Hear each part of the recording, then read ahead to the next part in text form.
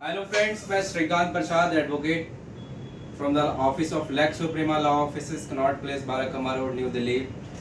दोस्तों, हमेशा की तरह कंटिन्यू करते हैं सीरीज को और आज का जो हमारा एक टॉपिक है लेटेस्ट जो कि सुप्रीम कोर्ट के पास आया हुआ है कि आप देखिए कि आम तौर पे लोग क्या करते हैं। अगर किसी ने किसी का मर्डर कर दिया तो लोग ये समझते हैं कि चलो उसकी फैमिली से सेटलमेंट कर लेते हैं, कोई पैसा दे देते हैं, माफ़ी मांग लेते हैं, चाहे जो भी करके एक तरीके से अपने से केस को निकाल लें, बच जाए। तो क्या इस तरीके की चीज़ें लॉ में परमिसिबल है? क्या ये इलीगल है कि लीगल है?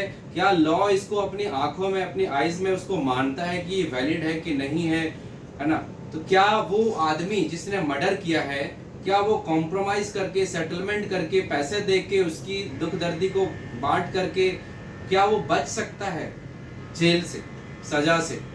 तो इसके बारे में आज हम डिस्कशन करने वाले हैं। 30 मार्च 2022 को, मतलब आज के दिन, गुजरात हाई कोर्ट के एक जजमेंट को सुप्रीम कोर्ट में एसएलपी के थ्रू चैलेंज किया गया।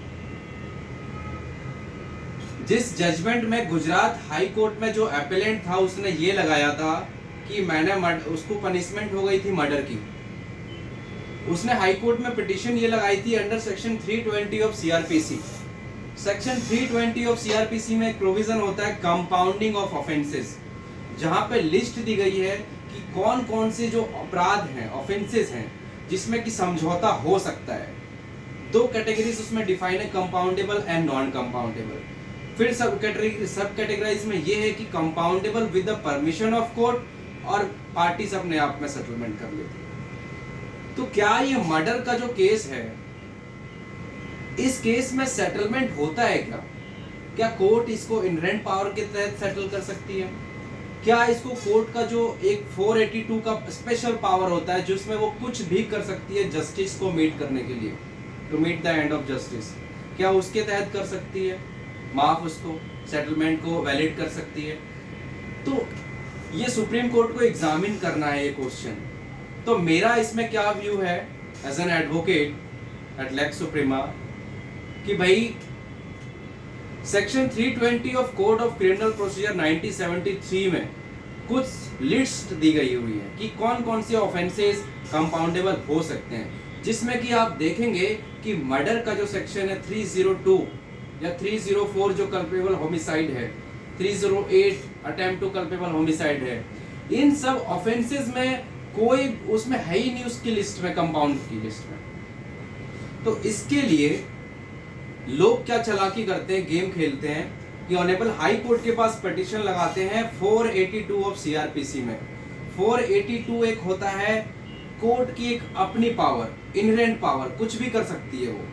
उसके तहत वो पिटीशन लगाते हैं लोग कि इसके तहत हमें छोड़ दिया जाए, माफ कर दिया जाए, एक्सेट्रा कर दिया जाए। तो मैं बताना चाहता हूं कि लॉ कहता है कि जो आप डायरेक्टली नहीं कर सकते वो आप इनडायरेक्टली भी नहीं कर सकते। तो क्योंकि डायरेक्टली मना है, मर्डर का केस में कोई समझौता नहीं हो सकता, तो आप इनडायरेक्टली 482 के प्रोविजन को, सीआरपीसी को यूज करके उसको नहीं समझौता कर सकते।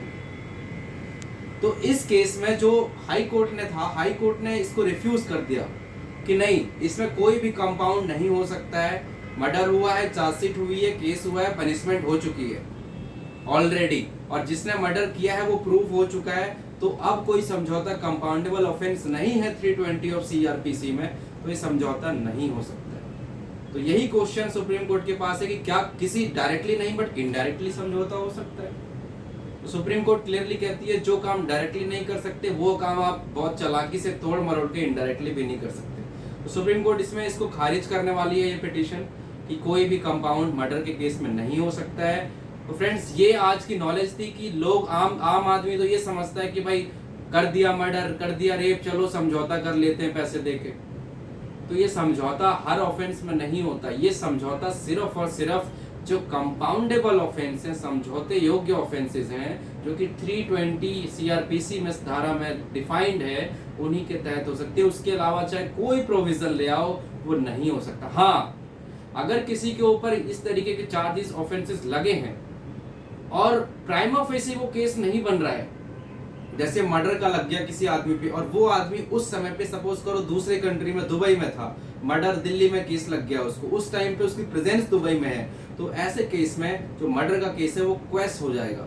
और क्वेश क्या, वो कंपाउंडेबल ऑफेंस 320 का, उसमें भी थोड़ा योगदान मिल सकता है खत्म करने के लिए केस को, तो वो एक्सेप्शनल सर्कमस्टेंसेस होते हैं। तो ये टॉपिक का कंक्लूजन है कि इसमें सुप्रीम कोर्ट जो है बिल्कुल इसको डिसमिस करने वाली है, क्योंकि इसमें कोई स्कोप नहीं होता। नॉन कंपाउंडेबल ऑफेंस जो होते हैं जिसमें समझौता नहीं हो सकते हैं, उसकी कैटेगरी में ये मर्डर आता है।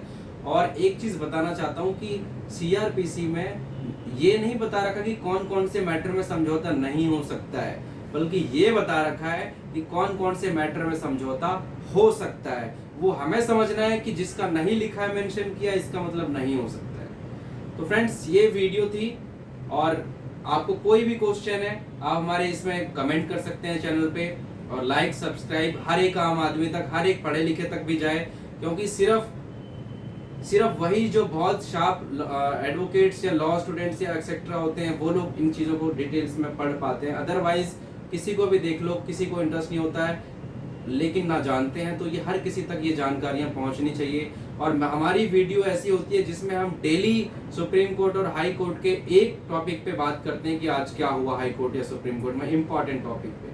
तो आपको अच्छी लगती है वीडियो तो आप सब्सक्राइब करें, शेयर करें, लाइक करें, और हमारे अदर सोशल मीडिया साइट्स पे भी हम वीडियो शॉर्ट में करने वाले हैं। Thank you. अच्छा हुआ समथिंग ना।